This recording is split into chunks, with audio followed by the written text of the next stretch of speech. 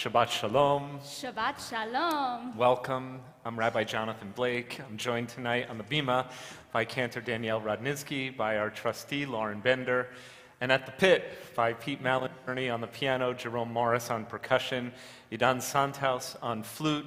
And we want to wish a Shabbat Shalom to you and also to the congregation that joins us via our live stream. This is the first Shabbat to begin the book of Exodus.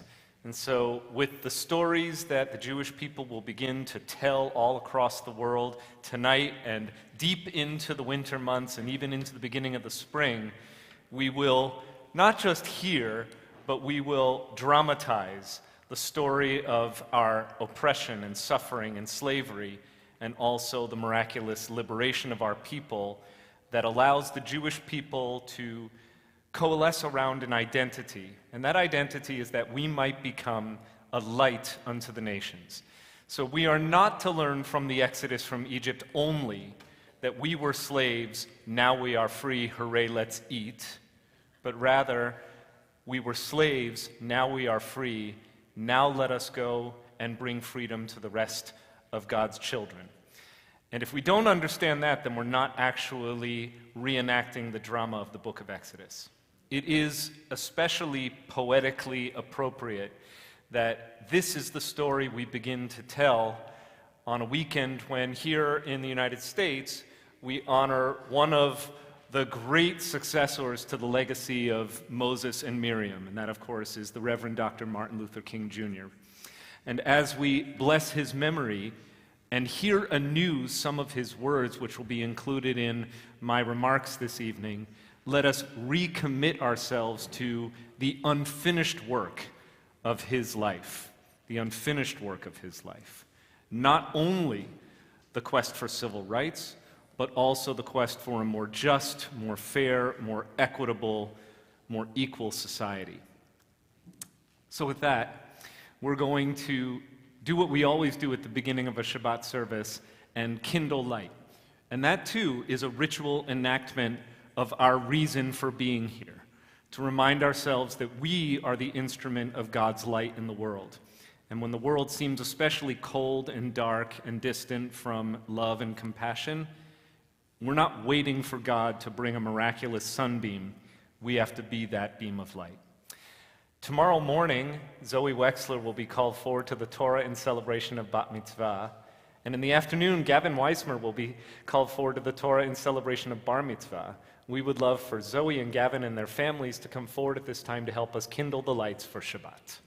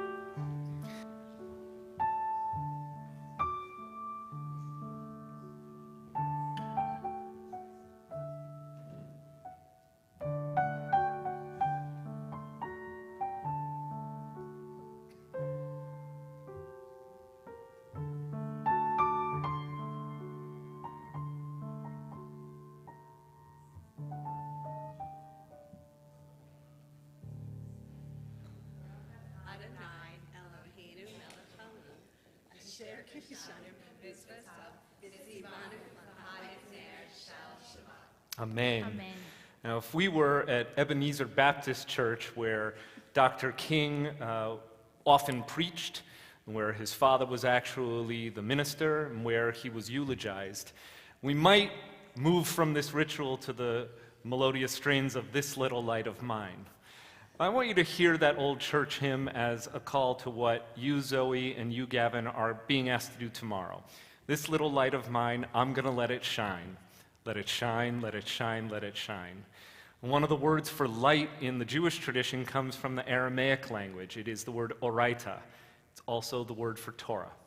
The light of Torah, the Torah you've been learning to chant, learning to teach, learning to live, is the light that we're so proud to have you shining forth in front of our community tomorrow.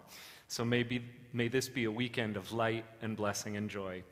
Shabbat Shalom, Mazel Tov. Thanks so much. And now that we've kindled our Shabbat lights, we kindle the light that is inside each of us. We prepare ourselves for Shabbat with these Psalms of Kabbalat Shabbat, starting on page 130 with L'chu Neranena.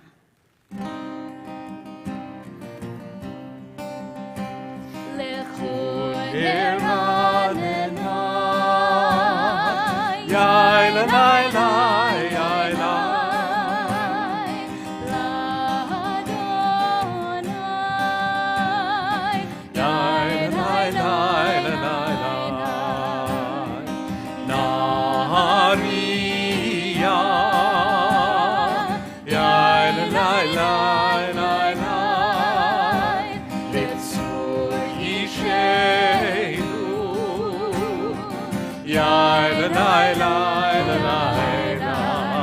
Let us sing out to God, the maker of all, sure and strong. Let all of creation from mountain to sea hear our song. L'chu Neranena, Yai la la la la la,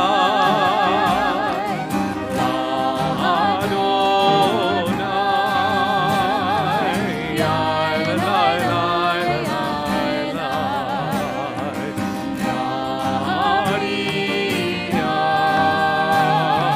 Yai la la la la la, Letzur Yishenu, Yai la la la la. For all of the wonder in all of God's light, we rejoice. so now let us listen with all of our hearts to hear God's voice.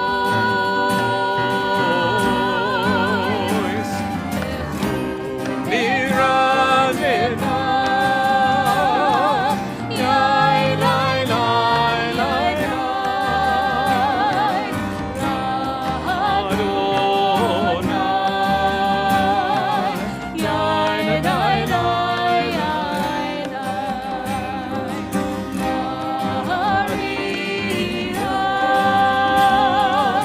Yai la la la la, Letzur Yishenu,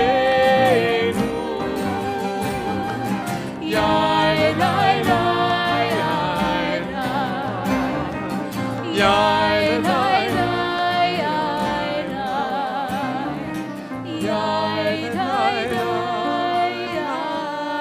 la As we sing Lecha Dodi, this prayer that welcomes Shabbat in the form of the bride, and this Shabbat service becomes a kind of momentary wedding between the Jewish people and the Sabbath, we'll sing verses 1 and 2 and 5, and for the 9th, the last verse, I'll kind of do this and that, which means stand, face the door, so that we can welcome the bride. Shabbat Shalom and Lecha Dodi 138.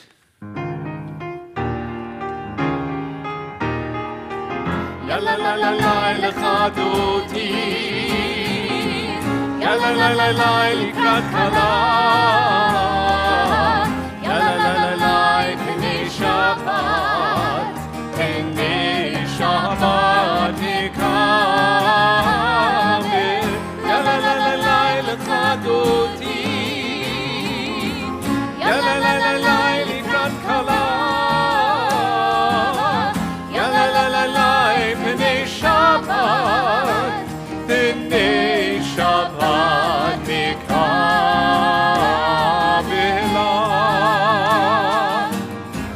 שמור וזכור בדיבורך כי השמיענו אל המיוחד אדוני אחד ושמו אחד בשם ותפארת ולתהילה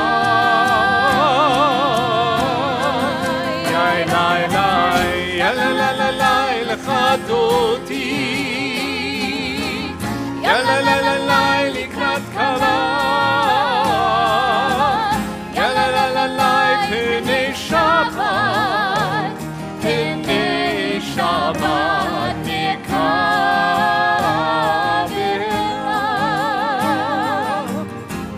לקראת שבת לטוב ונלך כי מקור הברכה מראש מקדם וזכותה סוף מעשה במחשבה תחילה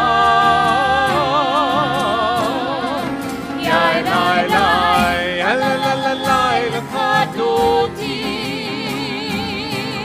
יאללה לילה לקראת כלה יאללה לילה פני שבת פני שבת נקבלה Verse 5.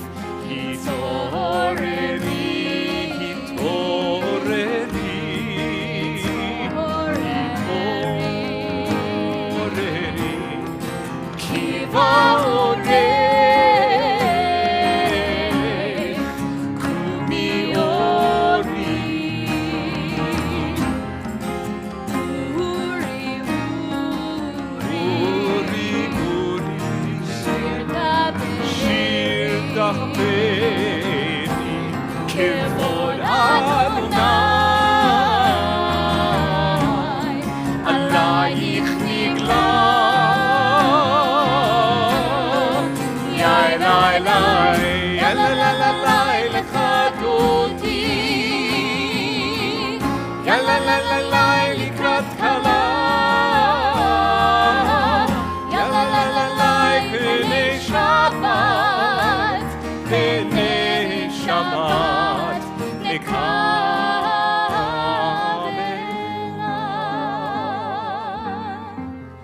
בואי ושלום עטרת בעלה גם בשמחה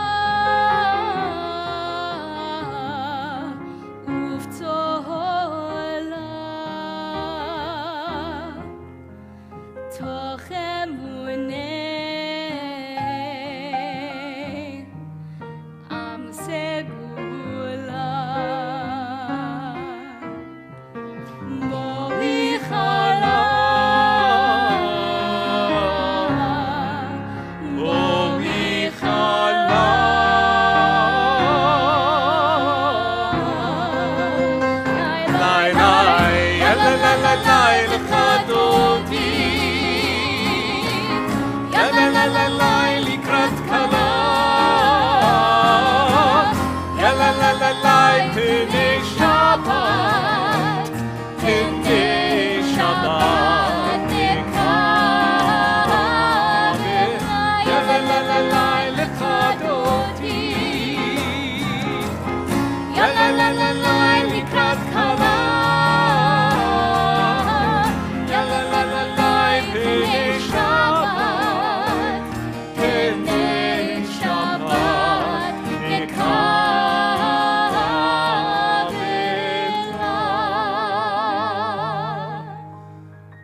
146.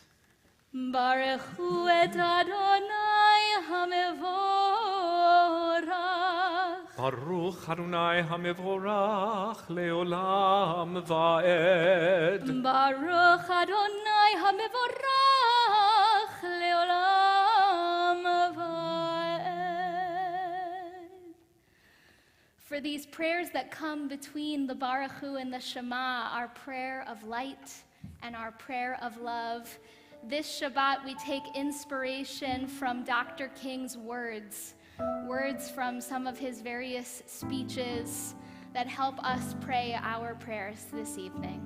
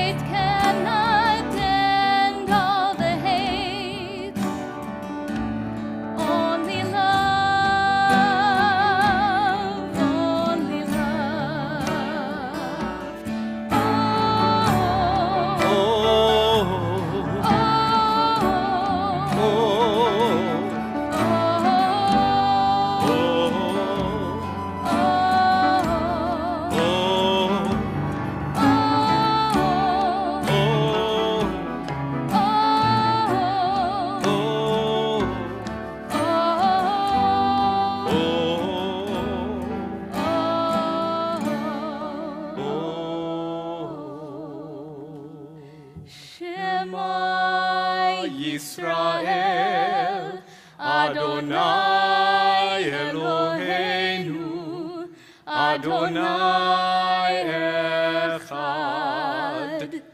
Baruch Shem Kevod Malchuto Leolam Va'ed. Ve'ahavta et Adonai Elohecha b'chol levavcha u'b'chol nafshecha u'b'chol me'otecha ve'hayu hadvarim ha'ele asher anochi mitzavecha hayom al levavecha v'shinantam levanecha v'dibarta bam b'shivtecha b'veitecha uvlechtecha b'derech uvshochbecha uvkumecha ukshartam leot al yadecha v'hayu letotafot bein einecha וכתבתם על מזוזות ביתך ובשעריך, למען תזכרו ועשיתם את כל מצוותיי, והייתם קדושים לאלוהיכם. אני אדוני אלוהיכם, אשר הוצאתי אתכם מארץ מצרים, להיות לכם לאלוהים. אני אדוני אלוהיכם. Surely the foremost famous words from the book of Exodus that we start to read tonight, at least as they're rendered in English, are, "Let my people go." When I read this week's parashah and saw those words as if a flame, I was reminded of the way in which Dr. King defined freedom. He said, "Freedom is never voluntarily given by the oppressor. It must be demanded by the oppressed." I'm going to say it again because we need it to inspire the way in which we're going to offer Micha Mocha tonight, our people's original song of freedom, the one the Torah tells us we sang as we crossed from slavery to freedom just 14 chapters down the road in the book of Exodus, but also because it underlines everything we're going to study tonight from the pen of Dr. King. Freedom is never voluntarily given by the oppressor. It must be demanded by the oppressed. Micha Mocha 158.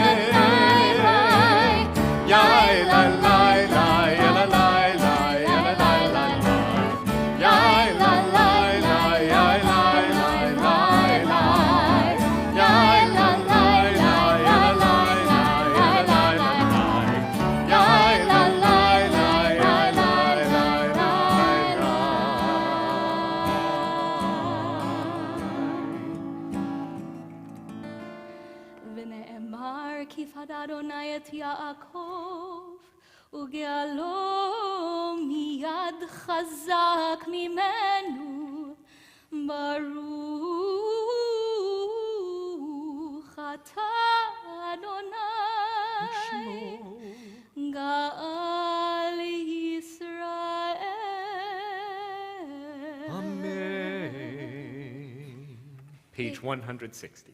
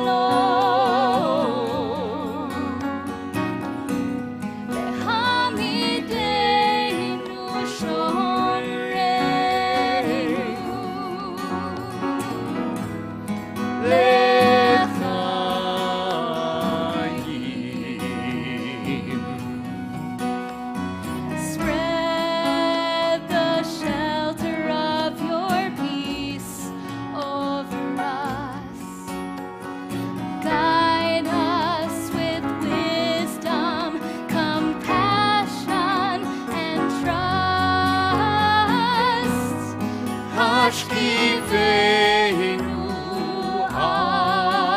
אדוני, אלוהינו לשלום, והעמידנו שומרנו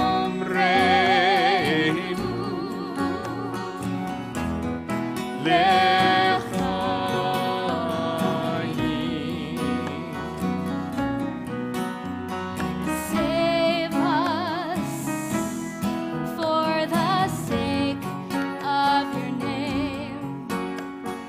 Shield us from hatred, sorrow, and pain. השכיבנו אדוני, אלוהינו לשלום,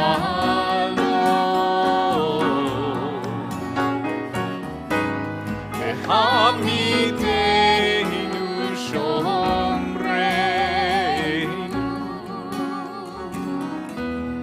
לחיים.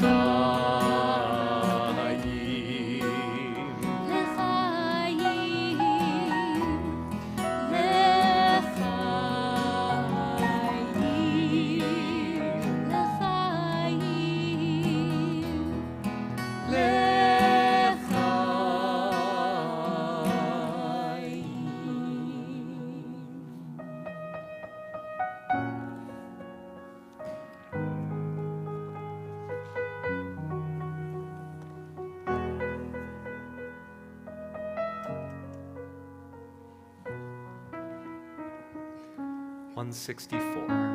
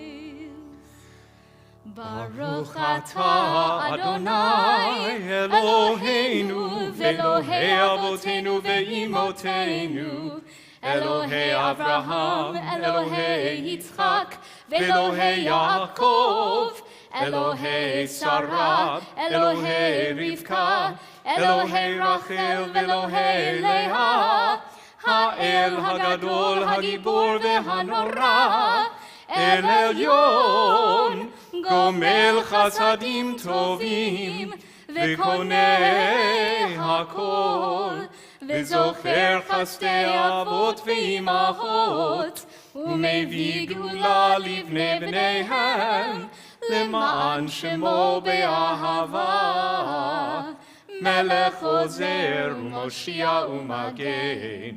ברוך אתה אדוני מגן אברהם ועזרת שרה.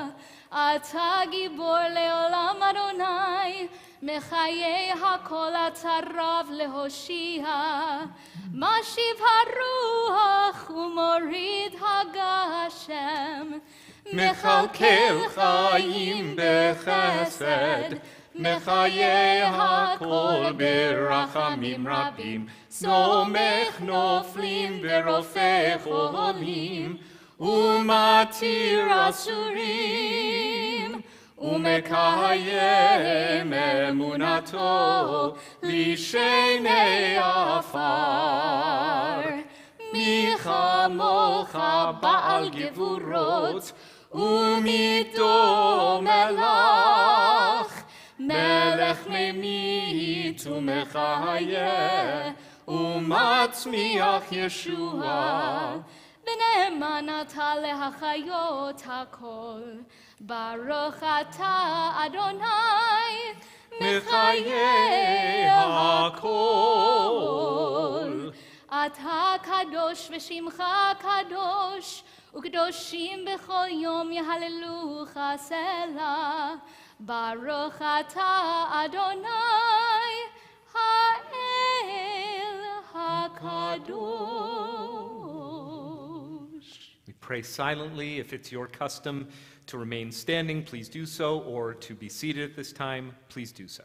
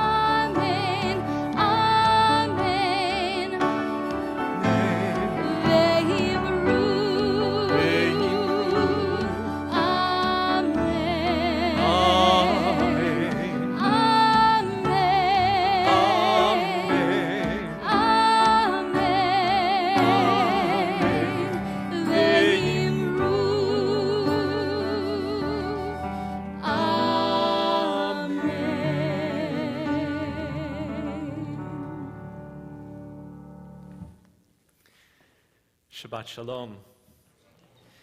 I'm inviting you to switch gears and switch books, so you can place your Siddur, your prayer book, off to the side and take up the handout that was offered when you came into the sanctuary. If anyone needs one, just raise your hand and Mike has the leftovers. Anyone need a handout tonight?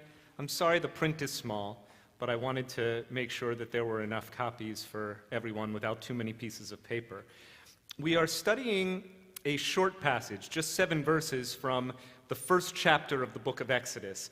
And it is sandwiched between so much good and stirring material that it often gets overlooked. Within the first few chapters of the book of Exodus, we learn of the Israelites who have formed a community in the land of Egypt, have increased and multiplied greatly, have presented themselves in the eyes of a Pharaoh who knew not Joseph, who arises over Egypt, not aware of or not caring about the incredible Jewish legacy of leadership that saved the people from starvation in his own land, and instead feels threatened by this growing Hebrew population. And so this wicked new Pharaoh imposes all sorts of draconian measures to suppress and oppress the Jewish population of Egypt.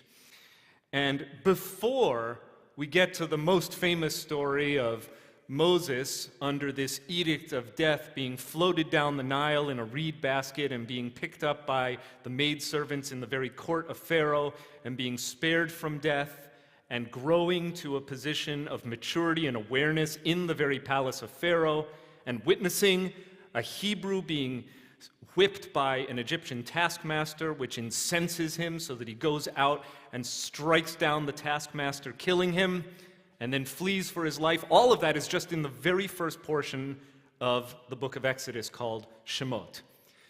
But here are 7 verses that, because there's so much good stuff, often get overlooked.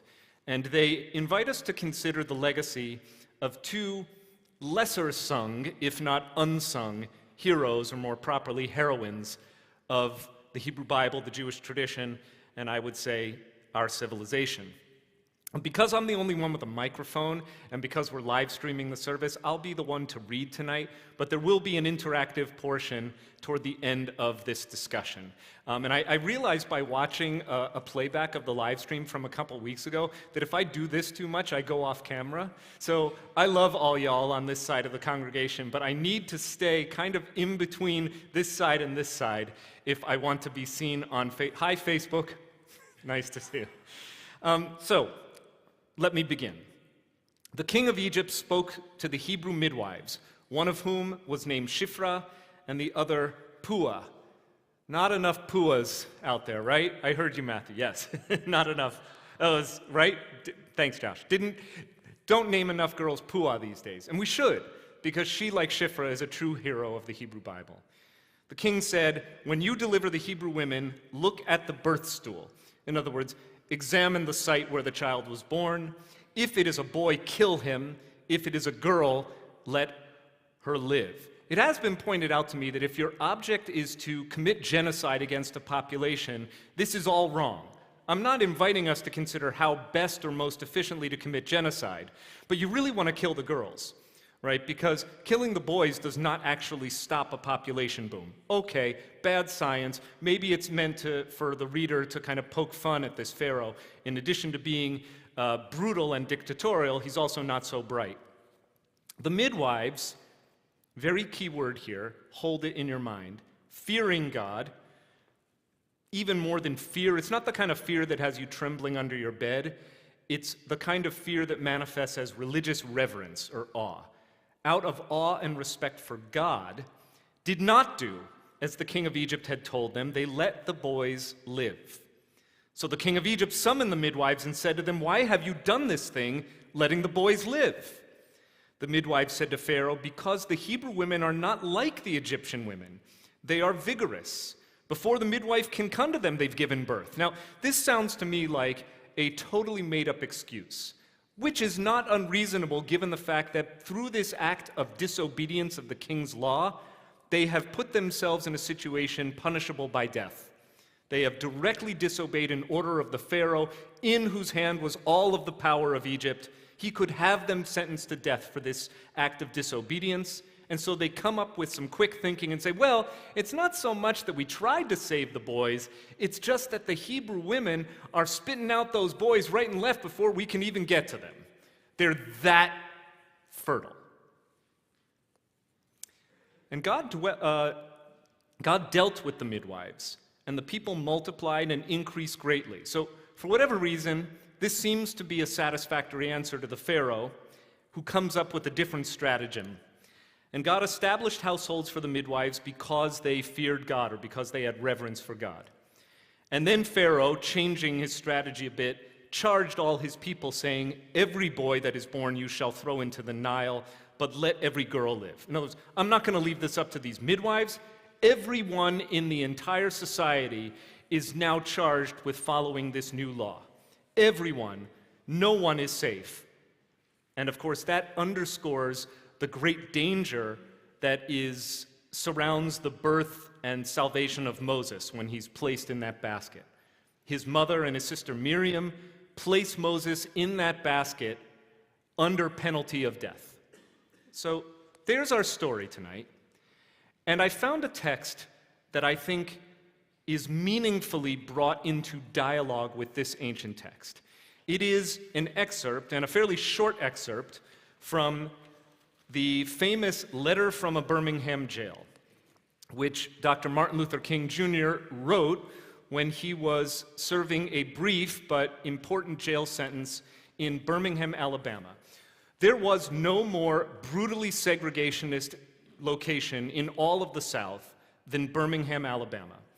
And starting months before April of 1963, King and his allies, his associates, developed a campaign known as the Birmingham Campaign of nonviolent resistance to the imposition of segregationist laws and old officials who refused to step out of the way in order to allow new officials who were anti-segregationists to rise and take their place.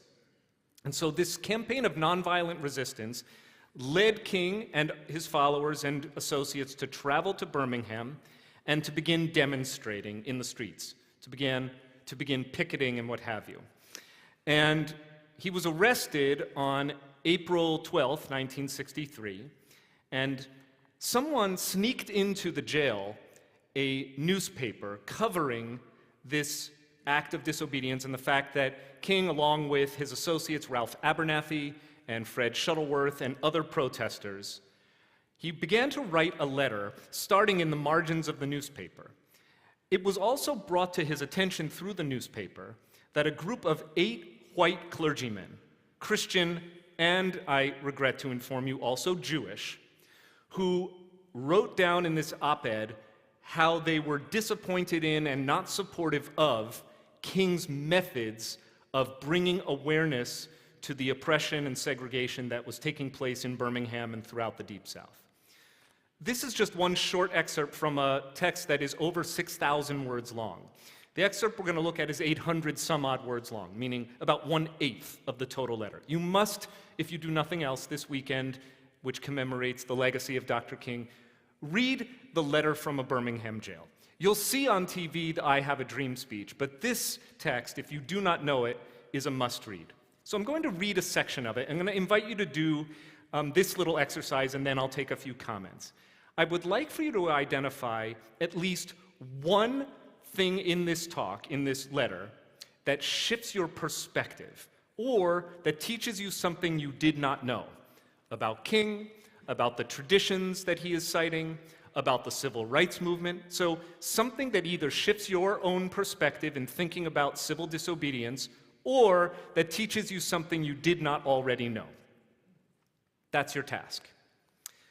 One may well ask, he writes, how can you advocate breaking some laws and obeying others? The answer lies in the fact that there are 2 types of laws, just and unjust. I would be the first to advocate obeying just laws. One has not only a legal but a moral responsibility to obey just laws. Conversely, one has a moral responsibility to disobey unjust laws. I would agree with St. Augustine, one of the great fathers of the Catholic Church tradition, that an unjust law is no law at all. And by the way, pay attention to how many different religious authorities he cites in this document, religious and philosophical. Now, what is the difference between the two? How can you tell the difference between a just law and an unjust law? How does one determine whether a law is just or unjust? A just law is a man-made code that squares with the moral law or the law of God. An unjust law is a code that is out of harmony with the moral law. To put it in the terms of St. Thomas Aquinas, another church father, an unjust law is a human law that is not rooted in eternal law and natural law. Any law that uplifts human personality is just. Any law that degrades human personality is unjust. We probably wouldn't say personality today. We would probably say personhood, identity, humanness. All segregation statutes are unjust because segregation distorts the soul and damages the personality or personhood. It gives the segregator a false sense of superiority and the segregated a false sense of inferiority. Segregation, to use the terminology of the Jewish philosopher Martin Buber, substitutes an I-it relationship for an I-thou relationship. It makes the relationship between two people purely transactional. You are just a thing to me, that's I-it. Whereas Buber taught that the higher form of relationship is when another person is seen and valued for his or her humanity, and ends up relegating persons to the status of things. Hence, segregation is not only politically, economically, and sociologically unsound, it is morally wrong and sinful. Paul Tillich has said that sin is separation. Is not segregation an existential expression of man's tragic separation, his awful estrangement, his terrible sinfulness? Thus it is that I can urge men to obey the 1954 decision of the Supreme Court, for it is morally right. Does anyone know which decision he's referring to? Brown versus Board of Ed, which officially desegregated schools at the federal level in the United States.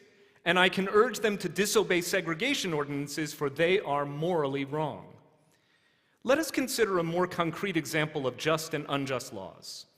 An unjust law is a code that a numerical or power majority group compels a minority group to obey, but does not make binding on itself. This is difference made legal. By the same token, a just law is a code that a majority compels a minority to follow, and that it is willing to follow itself. This is sameness made legal. Let me give you another explanation. A law is unjust if it is inflicted on a minority that, as a result of being denied the right to vote, had no part in enacting or devising the law. In other words, if you were a disenfranchised group that couldn't vote, therefore your voice is excluded from these unjust laws. Who can say that the legislature of Alabama, which set up the state segregation laws, was democratically elected? Throughout Alabama, all sorts of devious methods are used to prevent Negroes from becoming registered voters. That's the term that would have been used in the 60s to describe African Americans or people who call themselves black. And there are some counties in which, even though Negroes constitute a majority of the population, not a single Negro is registered. Can any law enacted under such circumstances be considered democratically structured? Sometimes a law is just on its face and unjust in its application. For instance, I have been arrested on a charge of parading without a permit. That's why he was in jail. Now, there's nothing wrong in having an ordinance which requires a permit for a parade, but such an ordinance becomes unjust when it is used to maintain segregation and to deny citizens the First Amendment privilege of peaceful assembly and protest. I hope you are able to see the distinction I am trying to point out. In no sense do I advocate evading or defying the law, as would the rabid segregationist. That would lead to anarchy. One who breaks an unjust law must do so openly, lovingly, and with a willingness to accept the penalty. I submit that an individual who breaks a law that conscience tells him is unjust and who willingly accepts the penalty of imprisonment in order to arouse the conscience of the community over its injustice is in reality expressing the highest respect for law. Of course, there is nothing new about this kind of civil disobedience. It was evidenced sublimely in the refusal of Shadrach, Meshach, and Abednego to obey the laws of Nebuchadnezzar. Wow, that is an obscure Bible reference. Does anyone know which biblical book, the Hebrew Bible, tells us about the civil disobedience of Shadrach, Meshach, and Abednego against the Babylonian emperor Nebuchadnezzar, who was a great enemy of the Jewish people? Close. It's the book of Daniel. These were Daniel's three best buddies, and they, like Daniel, defied the order of the wicked Babylonian king on the ground that a higher moral law was at stake. It was practiced superbly by the early Christians, who were willing to face hungry lions and the excruciating pain of chopping blocks rather than submit to certain unjust laws of the Roman Empire. To a degree, academic freedom is a reality today because Socrates practiced civil disobedience. And in our own nation, the Boston Tea Party represented a massive act of civil disobedience. It's the last paragraph we're going to quote because I think it really lands with a kind of final punch for us as a Jewish audience. We should never forget that everything Adolf Hitler did in Germany was, quote, legal, and everything the Hungarian freedom fighters did in Hungary was, quote, illegal. It was illegal to aid and comfort a Jew in Hitler's Germany. Even so, I am sure that had I lived in Germany at the time, I would have aided and comforted my Jewish brothers. If today I lived in a communist country where certain principles dear to the Christian faith are suppressed, I would openly advocate disobeying that country's anti-religious laws. So here we have three incredible models of civil disobedience: Shifra and Pua on the one hand, and then their direct descendant, Dr. Martin Luther King. And now I'm going to come back to you. As you heard these words maybe for the first time or maybe for the 100th time, these words from Letter from a Birmingham Jail, did anything in your perspective about King's work and our work come to mind? Did you learn anything new, either about King, about civil disobedience, about your own Jewish tradition, or about other religious traditions that informed his thinking as a young civil rights leader? Or any other comments or questions you'd like to raise? I'd like to solicit from the congregation tonight three perspectives that you obtained from hearing these words.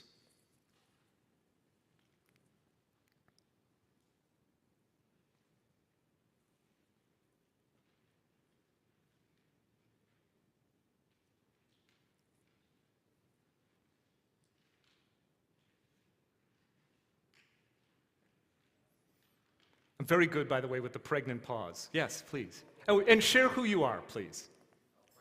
Hi, Frank. All right, so just because a group is doing something does not make it right.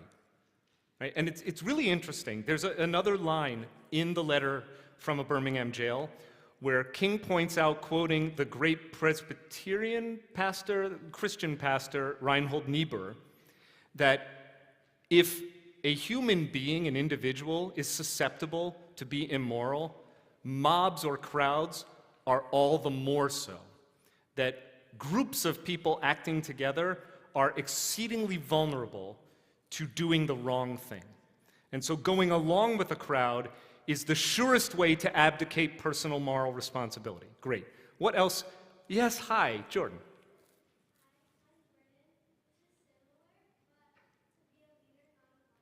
To be a leader, not a follower, right? And my favorite word in the whole section that I gave you is when King is talking about how you disobey a law. He uses an incredible adverb that I find very surprising. He says, lovingly. If you're going to be a leader, you do this out of love, right? You recognize that your choice is one that may get you in some serious hot water. King full well knew that he could and likely would go to jail for organizing these protests without a permit, and that whatever excuse they could come up with to use against him, they would and did. And yet to be a leader means that you accept the risks and the responsibilities of your leadership decisions, not just haphazardly, but lovingly. Thank you, Jordan. Maybe one more perspective shift. Yes, hi. Hi, Lisa.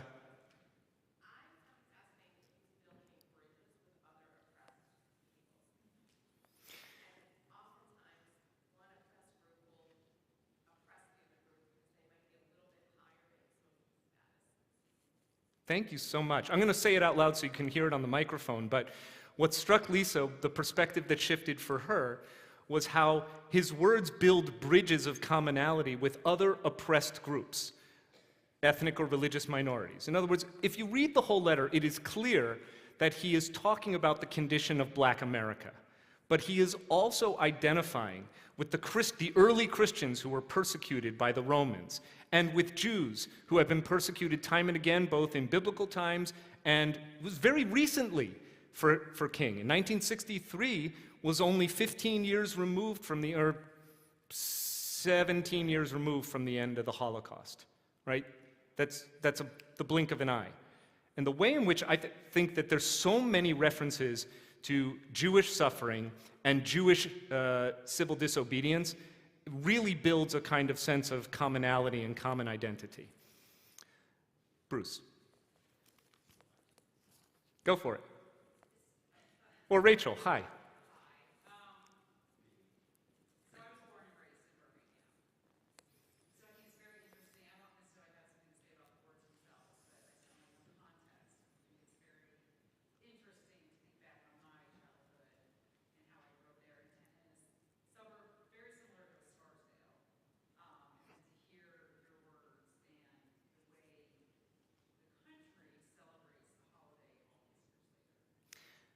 Do you think there's work to go in Birmingham and in America? Well, I haven't lived in Birmingham for quite some time, but I can tell you that it was very, unfortunately, it was where I grew up, it was very segregated Right. in the 90s, 80s and 90s. So they had gotten, I guess, further along, but not quite as far as one would. Thank you.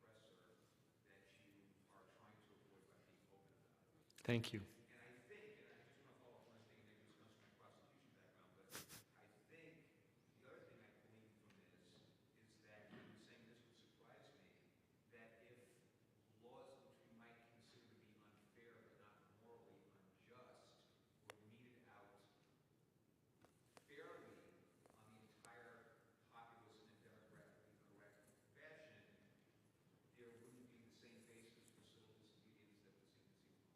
100%. So you have homework to do. You have to go home this weekend, and before the holiday is up on Monday night, read the rest of Letter from a Birmingham Jail.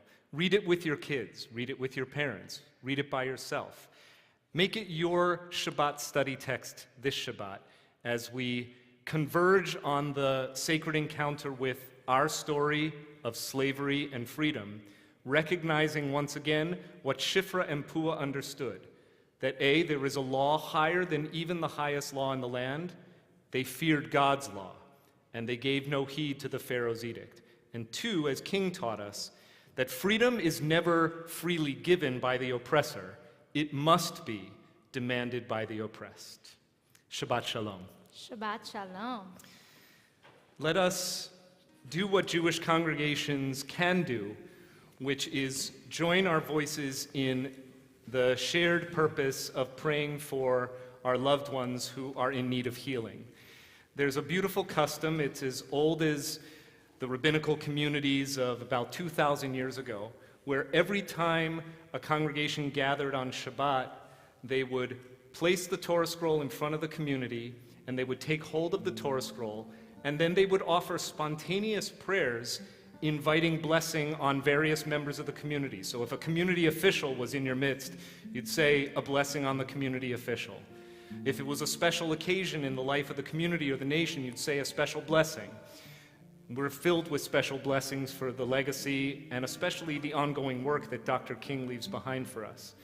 But the Misha Berach prayer that we're going to offer tonight is one that was given to us in song by Debbie Friedman, whose 12th yahrzeit was observed on the English calendar this week, and whose yahrzeit will be commemorated before Kaddish prayers at the service on Friday, the 27th of January, later this month, according to the Hebrew calendar. You can find her words on page 371. And if you would like to stand and share aloud the name of a person you love who is sick or frail or simply would feel strengthened by your love tonight, you can share those names aloud at this time.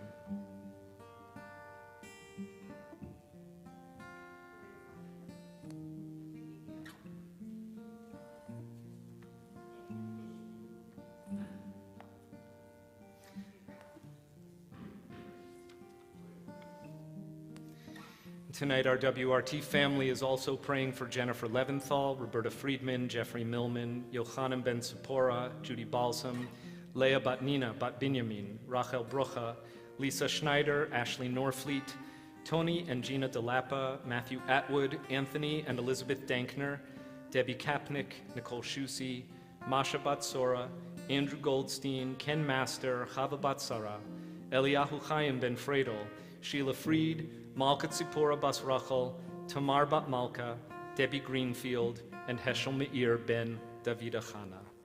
371.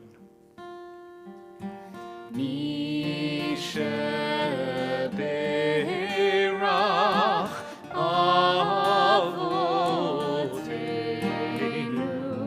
Mekor HaBracha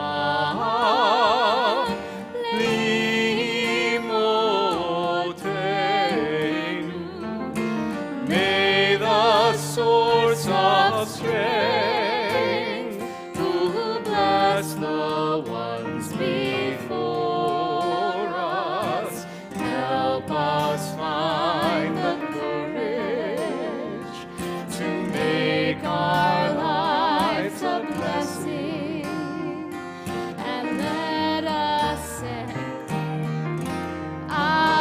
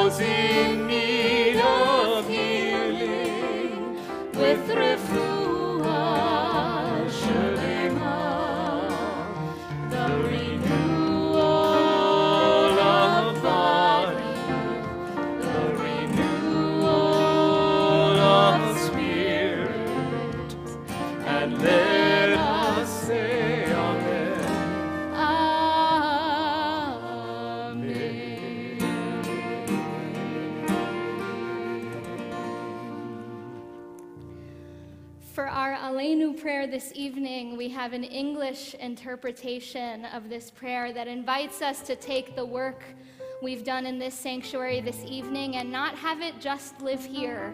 When we walk out the doors of this sanctuary, our hope is that these prayers change you and that you go out into the world and act in the way that Dr. King inspires us with his speech to be a leader and not a follower. May we go out into the world and do that work.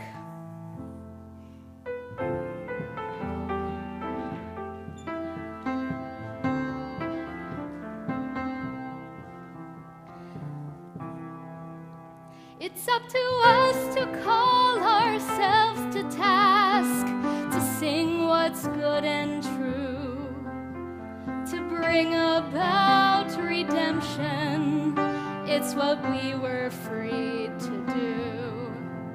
For what's the point of being here if we're not moved to change our ways?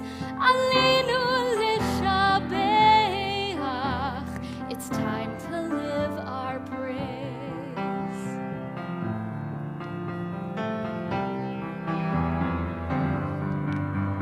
We are carrying the stories of the ones who came before. What stories will be told of us when we are here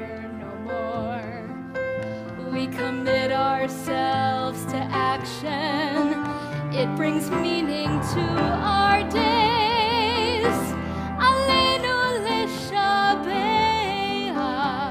It's time to live our praise. It's up to us to own the vision. We are an answer to a call. It's up to us to live the words we speak for the benefit of all. It's up to us to bow down deeply. There's a broken world to raise. Aleinu l'shabeach. It's time to live our praise. Aleinu l'shabeach.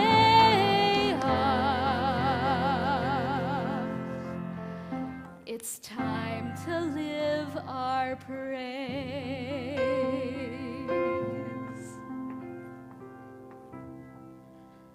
Va'anachnu koreim umishtachavim umodim lifnei melech malchei hamlachim hakadosh baruch hu. V'ne'emar v'haya Adonai lemelech al kol haaretz bayom hahu yihyeh Adonai echad u'shemo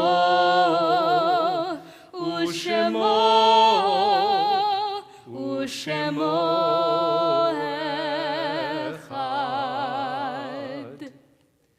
This book that is called Exodus in Hebrew is known as Shemot, which means the names. Throughout our history as Jewish people, dictators have risen up against us, trying to erase our names from history. And time and again, they have failed because of the heroism of people like Shifra and Puah, and Moses and Miriam and Aaron and Dr. King and all their spiritual descendants. And every time we keep the name alive of one who has gone before us, we participate in perhaps the greatest act of sacred disobedience that one can, which is to defy death, to insist that although our loved ones have passed from this world, their names live on for meaning and blessing. This time we'd like to invite mourners in our community in the following order to rise. If you have laid to rest a loved one within the last 7 days, would you please rise?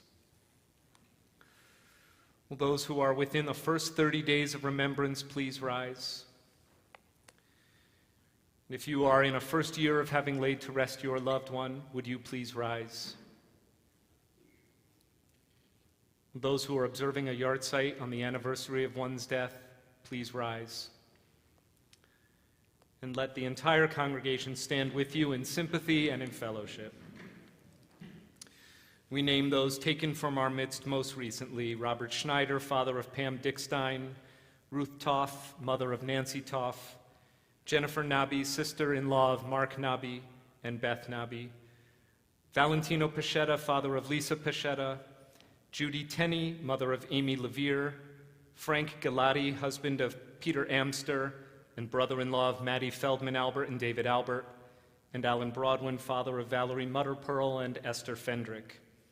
And those whose yahrzeit are commemorated on this Shabbat: Betty Bagliebter, Gloria Baker, Helen Beck, Isidore Goroshow, Marion Cooper, Joan E. Dagan, John Benson Dagan, Saul Duckstein, David Dweck, Louise Falk, Alma Feldman, Beatrice Friedberg, Peggy Friedman, Paul Gardner, Mary Goldsmith, Helene Griebel, Sylvia Green, George Greenfield, Yvonne Gross, Rita Janku, Norma Joseph, Kate K, Francis Corrins, Edward Krupman, Stephen Leventhal, Celia Meyerson, Harry Mizrahi, Bernard Moser, Bertie Nadler, Irving Osinoff, Nathan Pearls, Stan Rand, Irving Resnick, Margaret Ressler, Albert Richmond, Faye Richmond, Mary Sandhouse, Michael J. Seelig, Arlene Shears, Kay Schuchman, Michael Schulman, Abraham Singer, Eugene Singer, Lena Spivak, Shirley Sundak, Ben Thomas, Evelyn Tooby, Anna Unger Weinberg, Stefan Weinberg, Melvin Weisbart, Gerson Werner, Barbara Zale, and Burton Zellner. If you have names to add to our commemoration, or if I've inadvertently mispronounced a loved one's name, kindly speak your names at this time. And join us as we offer the words of the Mourner's Kaddish. They are found on page 598. Yitgadal v'yitkadash shemei Rabbah, v'yalmad yivrach yirutei v'yamlich malchutei, v'chayechon uv'yomechon uv'chayei d'chol beit Yisrael, v'agalau v'zman kariv v'imru amen. Yehei shemei Rabbah mevarach le'alam alamei amaya, yiparach v'yishtabach v'yipa'ar v'yitromam v'yitnasei, v'yitadar v'yitalev v'yithalal shemed kudusha b'richu, le'ela min kol birchata v'shirata, tushbechata v'nechemata, da'amiran v'yalma v'imru amen. Yehei shalom araba min shemaya, v'chayim aleinu v'yal kol Yisrael, v'imru amen. Osei shalom b'mromav, hu ya'asei shalom, aleinu v'yal kol Yisrael, v'imru amen. Osei shalom b'mromav, hu ya'aseh shalom, aleinu ve'al kol Yisrael, ve'imeru amen. Lauren Bender, do you have any announcements for the congregation? Thank you. Please come forward.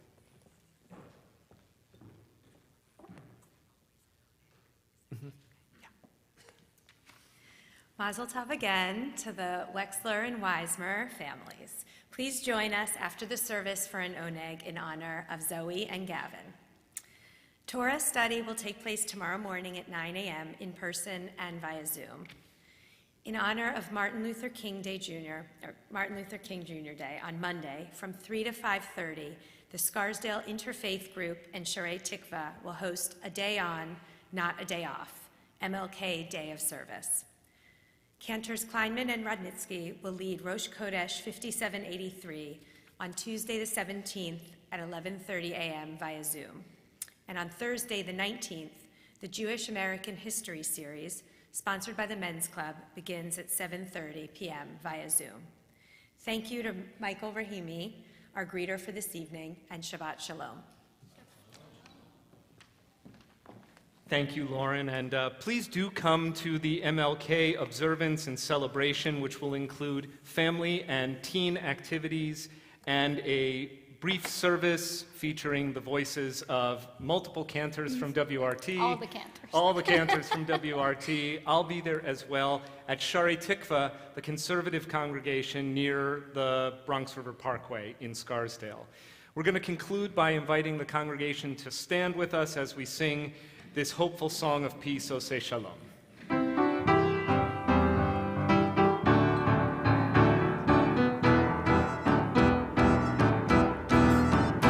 Oseh shalom b'mromav, hu ya'aseh shalom aleinu, ve'al kol Yisrael, ve'al kol yoshvei tevel, ve'imru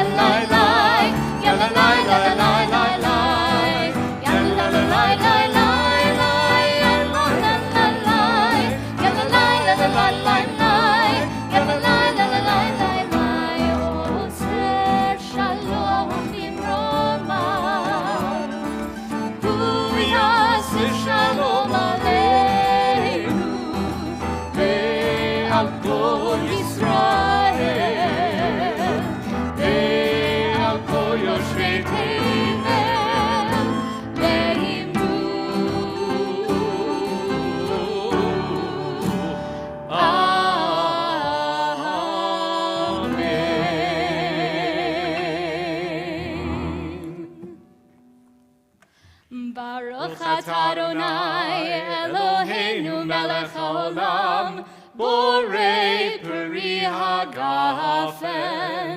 Baruch atah Adonai Eloheinu melech haolam, asher kitshanu b'mitzvotav v'ratzavanu, v'shabbat kodsho be'ahava uvratzon hinchilanu. Zikaron lema'aseh v'reishit, ki hu yom techila l'mikra'e kodesh, zecher litziat Mitzrayim.